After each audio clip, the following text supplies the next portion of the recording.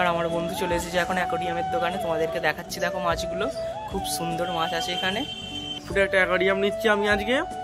তো আমার এই বন্ধু সব আমার ঠিকঠাক করে দেখে দিচ্ছে আজকে। ওর ভরসাতেই এসছি, সত্যি বলতে আমি নিজে কিছু জানি না। Oh my God! লোকে দেখাচ্ছি, দেখো খুব সুন্দর লাগবে।